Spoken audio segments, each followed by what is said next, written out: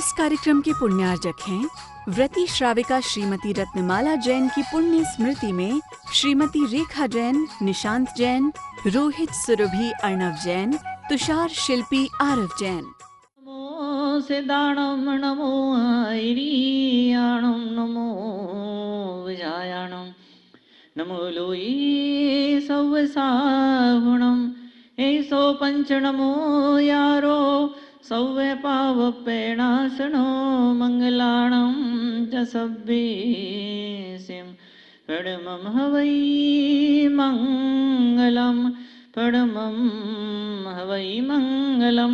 बोल महावीर भगवान की, परम पूज्य आचार्य आदि सागर जी महाराज की, परम पूज्य आचार्य महावीर कीर्ति महाराज की, परम पूज्य आचार्य विमल सागर जी महाराज की, परम पूज्य सन्मति सागर जी महाराज की। तो वक्त बदलता है, रिवाज बदलते हैं, परंपराएं बदलती है, खान पान बदलता है, भोजन बदलते हैं, लेकिन कई सारी बार ऐसा होता हमारी धारणाएं, हमारी मान्यता, हमारे विश्वास वही के वही बने रहते हैं। छोटा बच्चा था तो आधी रोटी में पेट भरता था, लेकिन जब बड़ा हो गया तब भी आधी रोटी दो को उसका पेट भरने वाला नहीं है। रिक्वायरमेंट बढ़ गई है, उसका दौड़ना भागना घूमना उसका ज्यादा हो गया है। पहले बच्चा था घर के अंदर पड़ा रहता था, अब बड़ा हो गया है, अब घर के बाहर निकलता है, दौड़ता है भागता है, पैदल दौड़ता भागता है। थोड़ा और बड़ा होगा तो साइकिल से दौड़ेगा भागेगा, क्रिकेट खेलेगा, बैडमिंटन खेलेगा, घर से बाहर निकलेगा, स्कूल जाएगा, जाने कहाँ कहाँ जाएगा। तो जैसे जैसे उसकी एक्टिविटी बढ़ती है, उसकी गतिविधि बढ़ती है, उसका भोजन भी बढ़ना चाहिए। क्या पहले इतने से में अब थोड़ा ज्यादा भोजन चाहिए होता है। पहले छोटे कपड़े में तन ढकता था, अब कपड़ा भी ज्यादा बड़े साइज का चाहिए। एक्टिविटी बढ़ने के साथ में, गतिविधि बढ़ने के साथ में, उम्र बढ़ने के साथ में, उम्र बढ़ने के साथ में, समय बढ़ने के साथ में उसको ज्यादा कपड़ा चाहिए होता है, उसको ज्यादा भोजन चाहिए होता है। तो ऐसे ही अब आपकी एक्टिविटी बढ़ रही है। अभी तक घर की गृहस्थी की जिंदगी थी, गृहस्थी के परिवार की जिम्मेदारियां थी, बिजनेस की जिम्मेदारी थी। अभी तक परिवार का जीवन जी रहे थे, संसार का जीवन जी रहे थे। आपकी एक्टिविटी बढ़ी है, अपने मंदिर आना शुरू किया है, मुनियों से जुड़ना शुरू किया है, धर्म अध्यात्म अपने कदम रखना शुरू किया है। अब आप एक्टिविटी बढ़ी है तो अब आपका भोजन भी बढ़ना चाहिए। अब भोजन बढ़ने का मतलब ये नहीं होता कि आप पहले इतना खाते तब इतना सारा खाना शुरू करें ना। भोजन बढ़ने का मतलब होता है ज्ञानामृतम भोजनम। अब वो समझ के स्तर पर, अब बुद्धि के स्तर पर, चिंतन के स्तर पर, दिल और भावनाओं के क्षेत्र के अंदर अब आपको अपने आप को फैलाना पड़ेगा। और आप नहीं फैलाएंगे, नहीं बड़ा करेंगे अपने दिल को, अपने मन को, अपने हृदय को, अपनी उदारता को, क्या if narrow mind is there he can't get anything in any field of life. जब दिल को बड़ा करे किया जाता है, जब तक कोई माँ अकेली थी कोई बात नहीं, लेकिन वो सास बन गई है, अब घर में बहू आ गई है, अब वो एडजस्टमेंट करती है अपनी रुचि में, अपने स्वभाव में, अपने व्यवहार में, अपनी आदतों में कहीं ना कोई छोटा मोटा कोई परिवर्तन होता है। घर के फर्नीचर के अंदर पहले कभी भी किसी भी कमरे में चले जाते थे, लेकिन नहीं, अब ये बेटे का बेडरूम है तो वहां दादाजी जाने से थोड़ा सा कतराते, थोड़ा सा दूर उससे रहते हैं। पहले जब बेटी की शादी नहीं हुई थी तो कभी भी घुस जाते थे, लेकिन हमें बहू बेटी होगी, अब बहू कैसी बेटी होगी, कैसे बाल बिखरे होंगे, कपड़े कैसे बिखरे होंगे, तो फिर दादाजी जाते भी हैं तो ऐसा जरा थोड़ा सा कुछ आवाज करके दादाजी, उस पहली बात तो जाते ही नहीं है कि बहुत कोई जरूरी काम हो, वहां से गुजरना निकलना हो, कुछ सामान रखना उठाना धरना हो तो तो आपसे मैं कहना चाहता हूँ एक्टिविटी बढ़ने के साथ में ये चीजें, आपका भोजन बढ़ जाता है, बच्चों का भोजन बढ़ जाता है, आपकी एक्टिविटी बढ़ी है। अब यहाँ पर क्या है, प्योर फ्यूल, प्योर फ्यूल। क्या किसी पहले जमाने में होता था स्टोव होता था, उसमें ऐसा सा वो पंप करते थे, वाइसर से हवा मारते थे, है ना। पहले साइकिल के अंदर ऐसे से हवा मारते थे, अब वो जमाने चले गए। अब तो पेट्रोलों के पास में जाते हैं, वो दुकान पे वो उसमें एक पाइप लगाता है और वो मशीन से वो सीधे उसके अंदर हवा। अब तो बहुत कम ऐसे सीन दिखते कि कोई व्यक्ति खड़ा है और यूं लेके वो साइकिल के अंदर हवा भर रहा है। बहुत कम ऐसा देखने में आता है कि भोजन बनाने का टाइम हुआ और कोई महिला ने यूं किया, फिर वो ऐसे ऐसे स्टोव के अंदर पंप मार रही है कि नहीं। तो जमाने के साथ में इंस्ट्रूमेंट बदलते, चीजें बदलती हैं, समय के साथ में चीजें बदलती है, तो समय के साथ में दिल और भावना भी बदलनी चाहिए। कल तक परिवार के बारे में सोचा करते थे, अब धर्म अध्यात्म के बारे में सोचने की शुरुआत होनी चाहिए। नहीं होगी तो बड़ा भयंकर कबाड़ा, बड़ा भयंकर गड़बड़ी पैदा हो जाएगी। एक व्यक्ति अपनी पत्नी को चढ़ाता था, 4 बच्चों की मां, वो चिढ़ती भी थी। वो चिढ़ती थी तो इसलिए चढ़ाता था ये, वो नहीं चिढ़ती तो क्यों चढ़ाता ये? वो बोलता 4 बच्चों की मां। गुस्सा आता था, क्यों मुझे ऐसा बोल के चढ़ाता है? बाकी सहेली को 2-2 बच्ची, वो महिला चढ़ा, वो 4 बच्चों की मां, 4 बच्चों की मां। तो वो सोचती थी क्या बोलूं, क्या बोलूं, इसका मुंह बंद कैसे करूं। दुनिया में ऐसे ही हो रहा है, लोग आपका मुंह बंद करना चाहते हैं, तो अपनी अपनी बोलना चाहते हो। आपकी तो सुनना किसी को पसंद ही नहीं है, अपनी अपनी बोलने में लगे हुए। 2 लोग बात कर रहे होते हैं तो दूसरा सुनता नहीं है, दूसरा वेटिंग इज टर्न, दूसरा अपनी बारी का इंतजार करिए, कब चुप होगा और कब मैं बोलूंगा, मैं ये कब चुप होगा कब बोलूंगा मैं अपनी बात। कई बार लोग इसे सुन रहे होते हैं, कई बार इसलिए चुपचाप सुन रहे होते हैं कि वो आपको सुन नहीं रहे होते हैं, वो मनी मन प्लानिंग कर रहे होते हैं, अब मुनेले पे कौन सा दहला मारना है। जैसी चुप होगा मुंह, ऐसी क्या बात बोल दूं कि मेरा सिक्का जम जाए, मेरा रौब जम जाए। ये माने मेरे दिमाग का, मेरी बुद्धि का लोहा ये कि हाँ भाई अक्ल है, दिमाग है, क्या कुछ ऐसा मुझे बोलना चाहिए कि जितने लोग आसपास हैं या अकेला जो है, अगर वो है तो अकेला ही, उसको ऐसा लगना चाहिए कि सच में यार इसके पास ही मतलब कुछ दम है इसकी बातों के अंदर। तो सुन नहीं रहा होता है, वो अपनी बारी का इंतजार कर रहा है कि मेरा नंबर कब आएगा, मैं कब बोलूंगा मैं। कई लोग तो आप पकड़ लेते हैं, आपका हाथ पकड़ते हैं, फिर अपनी बात बोलते हैं। क्यों? उनको डर है कहीं ये भाग ना जाए। बहुत करीब आ जाते हैं, बहुत करीब आ जाते हैं, बहुत करीब आ जाते हैं। क्यों करीब आ जाते हैं? क्यों? कोई सुनना चाहिए। क्या ऐसी दिल के भीतर भूख पैदा, कोई मुझे सुनने वाला मिले, कोई मुझे सुनने वाला मिले, कोई मुझे समझने वाला मिले। एक गाना भी पिक्चर का है पुराने जमाने की, कोई तो समझेगा, है ना, कोई तो समझने। हम महिलाओं की शिकायत होती है, मेरा पति मुझे समझ नहीं पाया आज तक।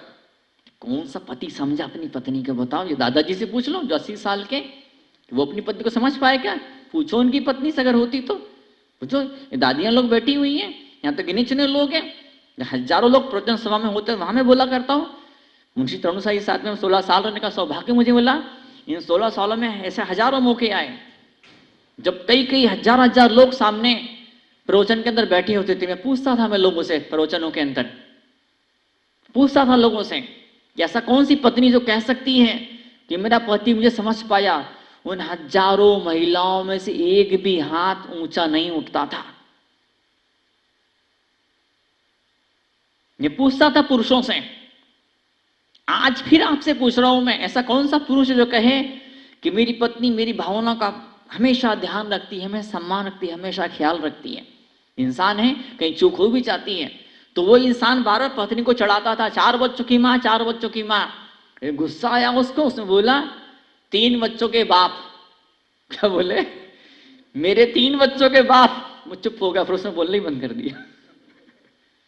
कभी तो ऐसा होगा कि लोग आपके पता चढ़ जाएंगे, कभी तो ऐसा होगा लोगों जैसे कुछ बोलने की आपका मुंह बिल्कुल टोटल बंद हो जाएगा। उस मौके पर भी अपना दुलार, अपना प्यार, अपना सम्मान आप बांटते रहेंगे तो मुझे लगेगा कि आपने किसी मुनराज के आशीर्वाद को हृदय के अंदर धारण किया है।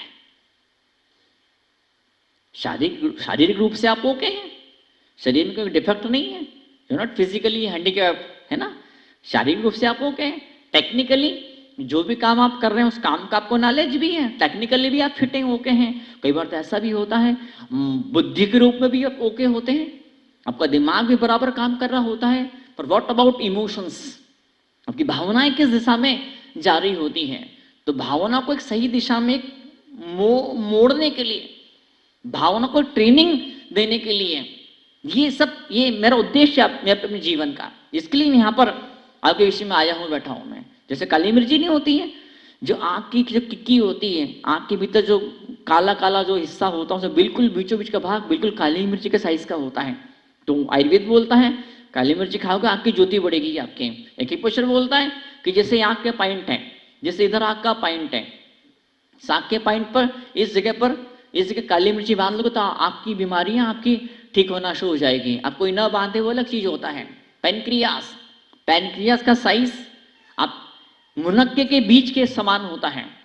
तो मुनक्के का बीज अगर उंगली पे आप चिपकाओगे पैनक्रियास के पॉइंट पर, एक्यूप्रेशर पॉइंट पर, तो अपने आप डायबिटीज आपकी ठीक होना शुरू हो जाएगी। डॉक्टर बोलता है क्या, अखरोट का जो साइज हो दिमाग के साइज के जैसा होता है, दिमाग के आकार का अखरोट होता है। अखरोट खाओगे तो दिमाग बढ़ेगा, बुद्धि बढ़ेगी। ऐसे ही गोंद वीर की तरह होता है। तो ठंड के मौसम में गोंद के लड्डू खाते हैं। महिलाओं का गोंद अलग टाइप का होता है। आयुर्वेद की दुकान पे पूछो जो जड़ी बूटी बेचते हैं, पुरुषों को खाने वाला गोंद अलग टाइप का, दोस्तों शक्ति आती है, उससे ताकत आती है। क्या, तो जैसे बाहर की दुनिया में जो चीजें सिमिलर होती हैं, जो एक जैसी होती, काली मिर्ची आंख की ज्योति बढ़ा रही है, अखरोट वो बुद्धि बढ़ाने वाला है, अखरोट बुद्धि बढ़ा देता है, काली मिर्ची आंख की ज्योति बढ़ा देती है, गोंद ताकत बढ़ा देता है। और भगवान की भक्ति आपकी खुशी को बढ़ा दिया करती है, आपके आनंद को बढ़ा दिया करती है। तो खुशी बढ़े, आपका आनंद बढ़े, क्या उसके लिए हम सब यहाँ पर आ रहे होते, बैठ रहे होते, उसके लिए हम सब पुरुषार्थ और प्रयत्न कर रहे होते हैं। जिन पुरुषार्थों का, प्रयत्नों का निचोड़, निष्कर्ष, फल, परिणाम ये निकलना चाहिए कि मंदिर में आने के पहले, धर्म सभा में आने के पहले, जाप करने के पहले कितना ही दिमाग का पारा चढ़ा हुआ हो, लेकिन जाप जब खत्म हुई है, आधे एक घंटे के जब प्रवचन जब खत्म हुआ है, जब स्वाध्याय खत्म हुआ है, फिर मन में शांति की तरंग फैलनी चाहिए, परिचय मिलना चाहिए। आपके चेहरे पर, आपकी आंखों की चमक ये बता देनी ऐसी होनी चाहिए, उससे खबर मिलनी चाहिए, उसे पता पड़ना चाहिए कि हाँ अब उसने स्वाध्याय किया है, ये माला फेर करके आया है।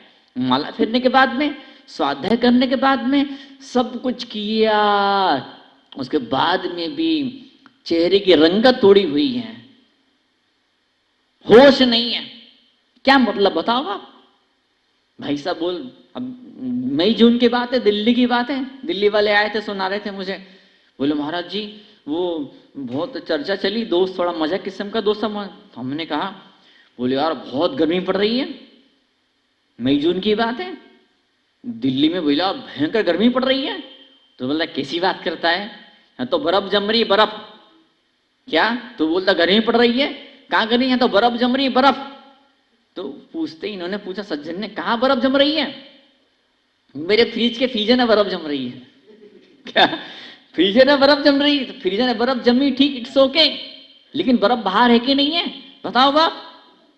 वो केटली में चाय उबल रही है, उधर केटली में चाय उबल रही है, क्या तपेली में, भगोनी में पानी उबल रहा है, इधर दिमाग उबल रहा है, इधर दिल उबल रहा है, ऐसी गर्मी छाई हुई है।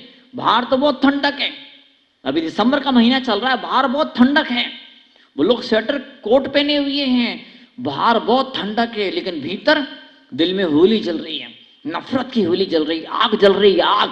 उस आग में हम झुलसे चले जा रहे हैं। इतना धर्म, इतना स्वाध्याय और दिल की नफरत की आग, वो ठंडी नहीं हो पा रही, वो शांत नहीं हो पा रही है। कुछ पुरुषार्थ करना, कुछ प्रयत्न करना पड़ेगा, ऐसा जीवन नहीं चलने वाला है। जीवन को आगे बढ़ाने के लिए कुछ एक्स्ट्रा, कुछ स्पेशल करना पड़ेगा। कल तो जो किया था वही आज भी करोगे, तो जो कल मिला था वो आज मिलेगा। If you want something unique, something special, something extraordinary, should do something extraordinary. कुछ अलग से कुछ चाहिए तो कुछ अलग से कुछ करना पड़ेगा। अब तो जो जीवन जिया था, रिजल्ट आपके सामने, कितनी खुशी, कितना आनंद, कितनी शांति, कितनी प्रसन्नता, वो है आपको मालूम है। लेकिन कुछ अलग से कुछ हटके चाहिए। जोड़ों में दर्द है, क्यों दर्द है जोड़ों के अंदर? क्यों दर्द है घुटने के अंदर? Why you are feeling joints pain? बताओ जॉइंट में दर्द क्यों है? डॉक्टर बोलता है यूरिक एसिड बढ़ रहा है। जितना यूरिक एसिड बढ़ेगा उतना घुटनों में, जोड़ों में, कमर में दर्द बढ़ना शुरू हो जाएगा। फिर वही मेडिकल साइंस बोलता है, नेचुरोपैथी के डॉक्टर्स बोलते हैं, जितना दाल खाओगे उतना देर जोड़ों में दर्द बढ़ता चले जाएगा। आप तुरंत उठ के खड़े हुए, वो चल ही नहीं पा रहे हैं। बोले क्यों नहीं चल पा रहे हैं? यार 2 मिनट तो लगता है स्पीड पकड़ने में। 2 मिनट क्यों लगता है स्पीड पकड़ने में? 5 मिनट क्यों लगता है स्पीड पकड़ने में?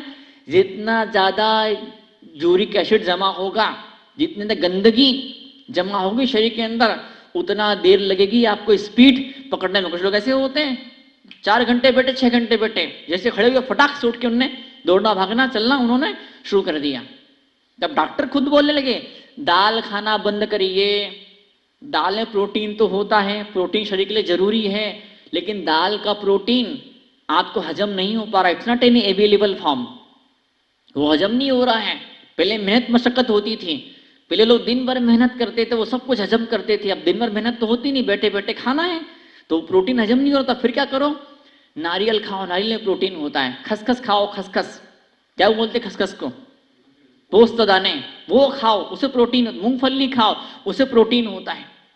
अब भोजन में अब चेंज होना चाहिए। जब शरीर बीमार होता है, इस सिग्नल, इस संकेत आपको मिल रहा है, एक्स्ट्रा गैस बन रही है, एक पेट में एक्स्ट्रा एसिड बन रहा है, ब्लड के अंदर एसिड बढ़ते चले जा रहा है, कोलेस्ट्रॉल, बीपी, शुगर, ब्लड का एसिड बढ़ते चले जा रहा है। आप क्षार वाली वस्तुएं आप खाना शुरू कर दीजिए, क्षार तत्व आप खाना शुरू कर दीजिए। तो जिस तरह शरीर में बीमारी होती है, तो भोजन में आपको चेंज करना होता है। तो ऐसी मन में बीमारी है, अब विचारों को चेंज करना पड़ेगा। आत्मा में बीमारी है, अब भावनाओं को हमको चेंज करना पड़ेगा। वो यही विचार रहे, यही भावना रही, शरीर भी ऐसा ही बीमार रहेगा और मन भी आपका इतना बीमार रहने वाला है। वो बीमार मन के अंदर शांति, प्रसन्नता के, आनंद के फूल नहीं खिलने वाले हैं। शांति की, प्रसन्नता के, आनंद की खुशबू आपको अगर महसूस करनी है, तो इन विचारों को रेक्टिफिकेशन करना पड़ेगा, इन विचारों को परिमार्जन, विचारों का शुद्धिकरण करना पड़ेगा। वो विचारों का शुद्धिकरण कैसे होगा, आपके ऊपर चिंतन से आपको होने वाला है। इस तरह के व्यक्ति को देख के मैं ऐसा सोचता हूं, मैं जरूरी थोड़ा ही है। कल तक इस व्यक्ति को देख के मैंने नफरत का, चिढ़ का, ऊब का, फ्रस्ट्रेशन का मैं अनुभव किया था, लेकिन आज अपने फीलिंग को बदल करके उसी इंसान, वो इंसान नहीं बदल रहा, उसका स्वभाव, उसका व्यवहार, उसकी आदतें नहीं बदल रही है, लेकिन मैंने उसके प्रति जो नजरिया है, दृष्टिकोण, उसको मैंने बदला है। इस वजह से वो व्यक्ति भी आज भी वैसा ही है, उसकी हरकतें भी आज भी वैसे ही है, पर उसकी उन्हीं हरकतों से आज मैं चढ़ नहीं रहा हूं। मैं इस कार्यक्रम के पुण्यार्जक हैं व्रती श्राविका श्रीमती रत्नमाला जैन की पुण्य स्मृति में श्रीमती रेखा जैन, निशांत जैन, रोहित सुरभि अर्णव जैन, तुषार शिल्पी आरव जैन।